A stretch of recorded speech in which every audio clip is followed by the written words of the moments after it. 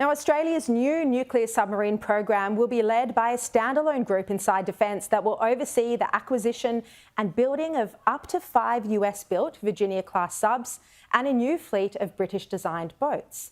Sky News this afternoon revealed that the plan has no dollar figure and that short-term costs will be detailed. Now, joining me now to discuss this is Sky News host and Daily Telegraph federal political editor James Morrow. James, this is going to require a massive increase in defence spending. Yes, absolutely. And I think the government deserves credit for being really upfront about the fact that it is going to be a massive investment. But really, we don't have any other choice. I mean, these are existential questions, I think, that the country is looking at right now. Our defense, we know for a long time, has been allowed to run down. This is cutting edge stuff that we're trying to get, that we will be getting through AUKUS. And good on Scott Morrison for authoring that deal. Good on the current government for keeping the deal going. I mean, I think the bipartisan tone from Andrew Hastie there was exactly the right one. But I think also, you know, the jobs, the employment, the recruitment opportunities here, I think, are also huge. And of course, big defense spends very often spin off a lot of technological and economic benefits into the wider economy. So, you know, hopefully we can look forward to some of that as well. And James, we're seeing at the moment Prime Minister Anthony Albanese meeting with his British counterparts overnight or in the morning, Tuesday time. He'll also be meeting with Biden, and this is where they're going to actually outline the details of what this AUKUS agreement is, what the submarine agreement is, because at the moment a lot of this is guesswork that we're hearing. Well, yeah, that's right. And I mean, they will need to hammer out exactly how this is going to work, how the technology transfers are going to work, where the workers are going to come from, how these people are going to be security cleared. There's going to be so many different issues, including the issue, too, of we don't do a lot of nuclear education in this country because for whatever reason, our leaders have had this weird, bizarre paranoia about atomic power for decades. So, you know, we need to ramp that up as well. What comes out of that meeting, we're not going to know everything, but we should have a clear picture within 24 hours. Now, Energy Minister Chris Bowen, he says that while electricity price rises are going to be lower than expected, there is a lot more pain to come for households and businesses. I mean, we're now hearing multiple energy companies are saying that prices are going to increase by about 20% come the 1st of July.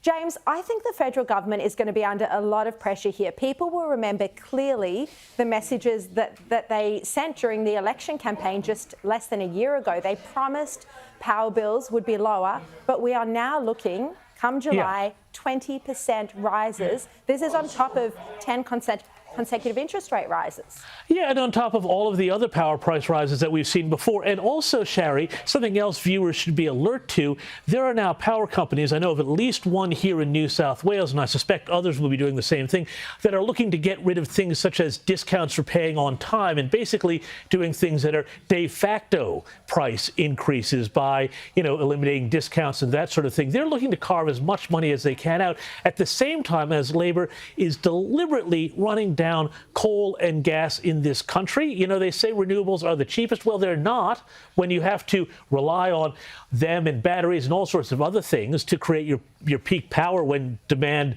kicks in. This is a huge disaster we're staring down the barrel of. You only have to look at California, Europe, to see where this leads. Now, moving on to another big story, the retired director of the US NIH, the National Institutes of Allergy and Infectious Diseases, Anthony Fauci, he lied to Congress when he denied his agency had funded gain-of-function research. And James, he's now overnight given a television interview where he seems to have changed the definition of a lab leak when he was speaking about how the pandemic started. Have a look at this. A lab leak could be that someone was out in the wild, maybe looking for different types of viruses in bats, got infected, went into a lab, and was being studied in the lab, and then it came out of the lab. But if that's the definition of a lab leak, Jim, then that still is a natural occurrence. James, can you believe how slippery he is here? Well, I mean, this is even worse than that exchange he had with Rand Paul. Remember that one last year where he claimed that it wasn't gain-of-function research when everybody said what they were doing was gain-of-function research. This is just unbelievably galling. And this man, you say slippery, I say sociopathic. What is wrong with this guy that he will say anything he can to get out of admitting the truth that we know that that virus was manipulated in a lab, and that's where it came out of. It's funny, he's trying to give himself this wiggle room now and just redefine lab leaks so broadly so that it can be completely innocent. I'm sorry, it's not innocent, and he has some really serious questions to answer about how this pandemic started, how it kicked off, and how he conspired to hide the truth for months, if not years, about what was going on. Yeah, and his agency still is by stopping the release of documents regarding their grant funding. But that's the point. This virus, COVID-19, could be a natural virus, but the point is, how did it get to Wuhan and then, of course, spread around the world? Now, I want to ask you, Costa Zoo's son, Tim, has followed in his father's footsteps, James, with this extraordinary fight over the weekend. Look, this was an amazing thing. Australians know Costa Zoo. He's a familiar face. And now to see his son winning a match like this, it's quite something. Well, I mean, it is something. It's, you know, I guess talent runs in families. So good on the Zoo family. That's all I can say about it. Now, on TikTok, another big story today, Australia is reportedly conducting a high-level security review of the Chinese social media giants, including TikTok, and this is to prevent political censorship and disinformation on the platform. This report says that there's going to be a 7-month inquiry that will be handed to Claire O'Neill, the Home Affairs Minister, in the coming weeks. Look, James, are we actually, do you think, going to look at a ban of TikTok? I don't see realistically how the federal government could do that when there are millions. I mean, we wouldn't even know how many Australians, but there are millions and millions of people, young people, globally on this platform.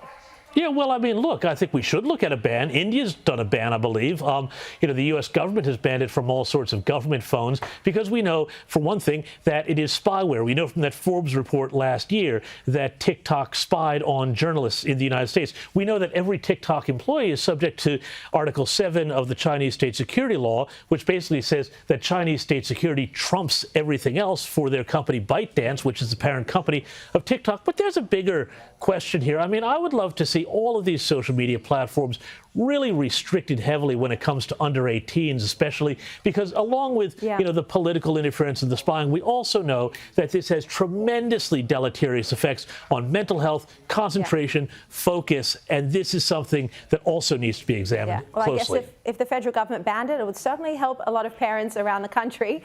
Lastly today, James, the Oscars were on. Who have been the major winners?